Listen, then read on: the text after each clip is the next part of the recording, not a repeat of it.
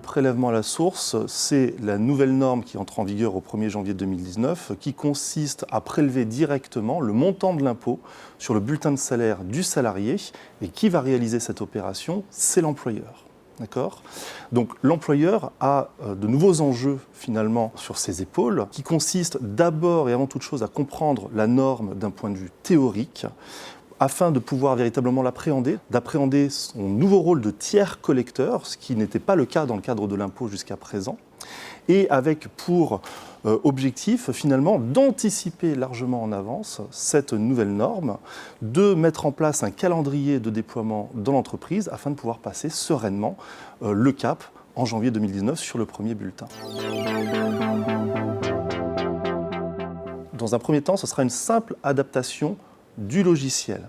On aura l'import des taux, on aura l'ajout d'une rubrique représentant le prélèvement avec ces taux et le montant à déduire sur le bulletin de salaire du salarié. Et ensuite, il y aura la déclaration de l'ensemble des éléments du collaborateur dans la nouvelle déclaration sociale nominative qui est entrée en vigueur définitivement l'année dernière. C'est une simple adaptation, oui, mais si on fait appel à son prestataire de paye, au sachant, soit au prestataire qui fait les bulletins pour l'entreprise, soit au prestataire qui met à jour techniquement la solution parce que l'entreprise fait les bulletins de salaire en interne. C'était le premier point. Le deuxième point, c'est qu'il faut forcément passer par une étape de formation des collaborateurs en interne et notamment de ceux qui font la paye ou de ceux qui sont habilités à fournir des informations autour de ce sujet. Et ça, c'est très important.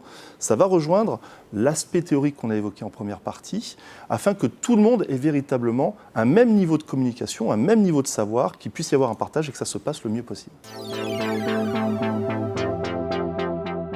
Il va y avoir énormément d'hésitation, c'est ce que démontre une étude du CXP qui explique que seulement 53% des collaborateurs en entreprise ont un avis positif du prélèvement à la source, ce qui est assez faible dans ce genre d'exercice.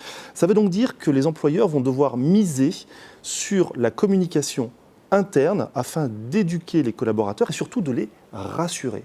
Et moi, je préconiserais de ne pas hésiter à réaliser des tests lorsque ce sera possible, c'est-à-dire au mois de septembre, et jusqu'à la fin de l'année, jusqu'à l'entrée en vigueur réelle du prélèvement à la source, afin de pouvoir démontrer aux collaborateurs que finalement, ça ne va pas changer grand-chose pour son quotidien, si ce n'est que il y aura le montant de l'impôt sur son bulletin de salaire et que son net à payer sera la réalité de ce qu'il va toucher sur son compte bancaire.